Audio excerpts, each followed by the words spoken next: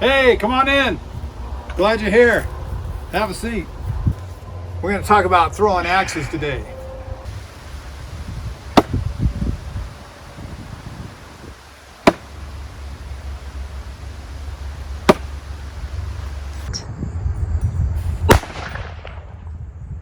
It's just like throwing knives. Some people consider it easier. I got two different kind of hawks. These are the only kind of hawks I've ever thrown. This one is called a black hawk. 20 years ago I bought this for 25 bucks. They're kind of the bottom of the line of the hatchets you can throw. And this one worked fine. I threw it in the show for a long time.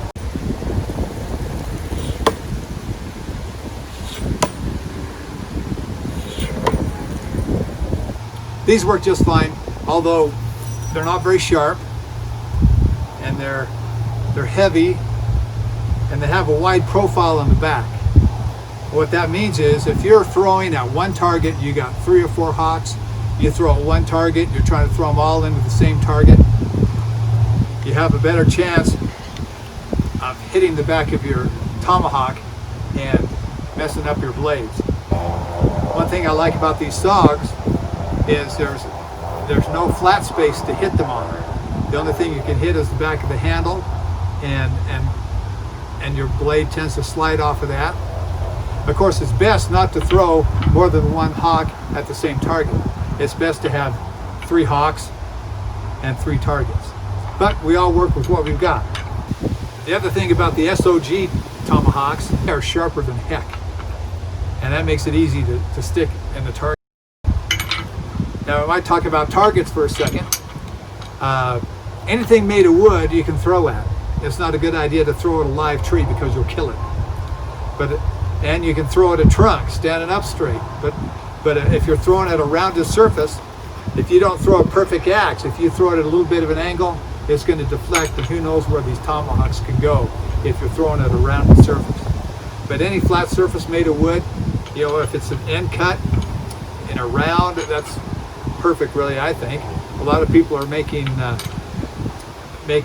targets made out of end cuts on 2x4s and 4x4s. They use that in the World Champion Knife Throwing Contest now, so it must be a good target. The SOGs are 50 bucks. When I started buying them, they were 25. Now they're 50. These, I haven't bought one in years, and I haven't thrown these in years. Actually, I've been throwing the SOGs for several years. If you can get the rounds, it really doesn't make any kind of difference what kind of wood you get. I mean, they say the yellow pine is soft and takes your blades good. Cottonwood is soft and takes your blades good. I think that's true. But I just look for people that are cutting down trees, and if they're a big stump, I go in and ask them for a piece of it, and they almost always give it to me. If you're throwing a big heavy knife, they don't tend to bounce very far when you miss, but they can. Tomahawks, on the other hand, you know, most of the time they'll hit. If they miss, they just fall. But if you got a really bad trajectory on your Tomahawk and it hits with the butt first or hits flat on the top, once this thing gets to spinning, you really don't know where it's going. And we've all seen that video where that gal in a bar throws one and it hits the ground first, and it bounce up and hits the target, and it comes right back over her shoulder. So SOGs are good because they're so sharp, but SOGs are bad because they're so sharp. You really gotta watch yourself. You know, no one can be anywhere near your target, and you throw it, you keep your eye on that thing. You know, if it comes back at you, all you gotta move or push it out of the way or step aside. But if you're not paying attention, they can come back and hit you. When you're throwing, the first element is your grip. There's 3 different grips basically. One is the bouquet or the hammer grip. One is the handshake grip, kind of a diagonal grip with your thumb on the side. And the other is thumb on top. Most of the best throwers in the world throw with their thumb on the side. A lot more of them are starting to use this hammer grip. I've never used the hammer grip. You just pick the one that works for you and then stick with it. If you throw with the thumb on top grip, you're probably standing back farther than your buddies are, who either use this grip, the handshake grip, or the hammer grip. The hammer grip spins the blade the fastest, so you are closer to the target. You'll need to pay attention where the butt of this handle is in your palm. The only thing is, you have to know where you hold it, and hold it exactly the same all the time. But it's also handy to know that if you're using any of these grips, like the handshake grip, if you're being forced to throw at a distance you're not used to, if it's a closer distance, then you just scoot this out. You know, typically, so I can match up with my knives, I throw my tomahawk with the butt of the hawk resting on my little finger. That makes it spin a little faster, so it kind of matches the knife. Sometimes I throw with my ring finger resting on the bottom edge, and sometimes with the ring finger underneath the blade. Depending on how fast my horse is going, I throw off my horse. But for the most part, you won't have to worry about that. You will have one grip, one way of holding that knife, and that's what you stick with. So you got your grip. Next is you need your distance. Every time I pull the tomahawk out of the target, I get the tomahawks in my hand, touch that target with my back, and I step off 6 paces. 1, 2, 3, 4, 5, 6. And I train myself to take the right length of steps, so 6 paces puts me at where I throw my tomahawk. With you, it might be 6, it might be 5, depending on how you hold it. If you find your distance, then you can find something on the ground to mark it, so you can always go back to that. So your spot is very important. If you're just this far too close, then your handle's going to hit first. Now with the tomahawk, your handle hits first. Usually it just goes into the target and sticks. But if you can hear that double hit, ba-boom, ba-boom, boom, boom. If you can hear that, that means you're in danger of throwing way underspun. And that means you're too close. If your handle is almost touching, then it's almost underspun. It's a good stick right there. But if you're angled out at all and the tip of that hawk is in the target, then you know that's a perfect throw. It's perfect because your whole blade didn't have to stick. This is going to stick better than that stick. If it's out here almost straight, you're almost overspun. If it hits like this, it is not going to stick. It might stick once in a while, but if you're hitting this part of the blade, it's going to spin out. So if it's hitting like this, you need to back up, give it more time to spin. If it's hitting like this, you need to scoot forward, give it less time to spin. If it's like this, then you're perfect. You found your spot. After you throw your blade, you throw it, your weight's on this leg, you look at how it's stuck to know if you're in the right spot or not, and then before you move your legs, you look down and look and see where your foot is, look and see where your toe is. That way you can either mark it or you make a mental note. I'm going to come back to that spot. Either I'm going to back up an inch, or I'm going to scoot forward an inch to bring that rotation correct. So, you got your grip, you got your spot. Now you need your stance. You need to stand exactly the same way every time. You're going to hold it the same way. You're going to come back to you're going to figure out what your spot is, come back to the same spot, and then your stance. And the stance basically is how far apart you're going to put your feet. Because one leg's going to be forward, pointing generally towards the target. The other one's going to be back, pointing off to the angle a little bit. You can decide how you want to put it.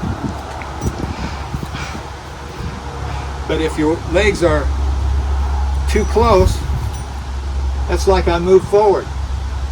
And if they're too far back, that's like I took a step back. I might as well move my spot backwards or moved off of my spot. So just like you trained yourself to take the paces to get to your spot, you can train yourself. This is my stance right here. If you mark these two, then it would be the same every time. Sometimes when I'm in a show, I can't mark that front spot for some reason. What I do is I mark the back spot. I know that's where I put my back foot. If my back foot is in the right spot, my front foot is always in the right spot because my legs are the same distance apart. So sometimes my spot is at the front foot, sometimes my spot's at the back foot. And you got your stance. You want the same starting stance, and you want the same ending stance. And that all goes with your delivery. So we got our grip, we got our spot, we got our stance. Now you need the same delivery each time. We want a delivery that keeps that blade in the right plane to where it's going. It might be especially important with a tomahawk. If you curl it around here and throw it like this, then your blade is going to hit at different angles. You want to always hit straight into that target. You don't want it coming in like that. It might stick, but you don't want it like that. We want a delivery that gives you some power, and we want a delivery that gives you the same rate of spin every time. The rate of spin is really what determines where your spot is. So you got to do it all exactly the same every time to get this to stick every time. But I suggest that the tomahawk is similar to the knife. I might have 2 or 3 tomahawks in this hand. I rest that one there also. Bring it up, thinking about bringing your bicep up to your ear. These tomahawks tend to kick back or curl back a little bit, and that's fine. When I'm riding on my horse, I touch my shoulder with that back blade. Although I don't feel the need to do that when I'm just standing on the ground. But you bring it back, cock the wrist back slightly, come straight forward with it. Your weight comes slightly back when you're on your back swing. As you come forward, you put your weight on this knee, release it right here with the straightening of your wrist, and then follow through.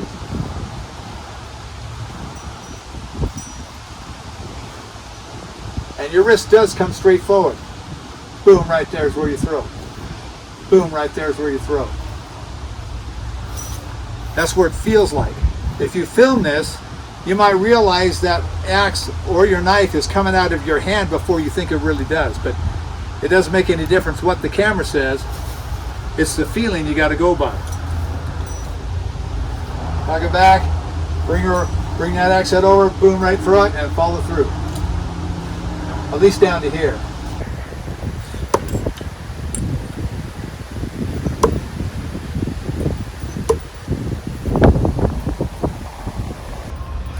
The thing you want to avoid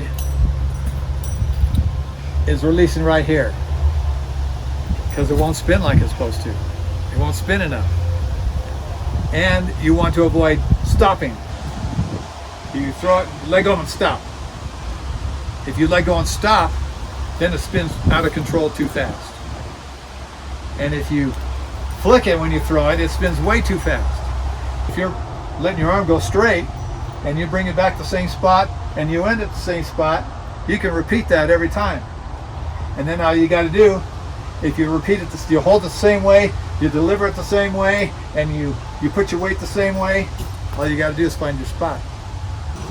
If you release your knife and stand right up, it's almost like flicking it. Throw and then stay down here till it sticks. And if you're falling off balance, you probably want to figure out why you're falling off balance. It probably can't be good for your throw. Last element is your point of aim. What are you throwing at? If this were your target, you'd think you'd always aim at the center. Well, maybe you're aiming at the center, but you're hitting down here. So when you're beginning throwing, if you're hitting below the center, then don't aim at the center anymore. Aim at the top. You aim at the top, it floats down to the center, and then you discover that you're aiming at the top and you're working your way towards the top. Well, then lower your point of aim. After a while, you'll be able to lower your point of aim so you're aiming right at where you want to throw. Same side to side. Most of your throwing will be done at one spin. You really can't throw a tomahawk at half a spin, so it's one spin. But you can throw a tomahawk at a spin and a half.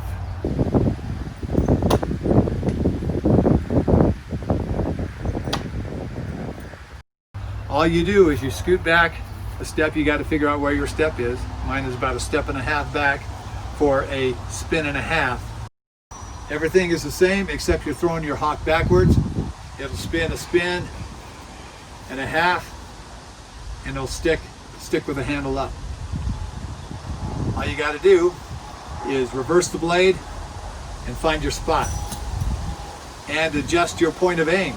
At a spin and a half, you might be aiming at the top of the target to get it to float down into the center. Thanks for tuning in. Be sure and like the videos and subscribe. We got lots of fun stuff coming up. We got more pack trips. We got rope tricks, gun tricks, and horse tricks coming up. We'll have fun.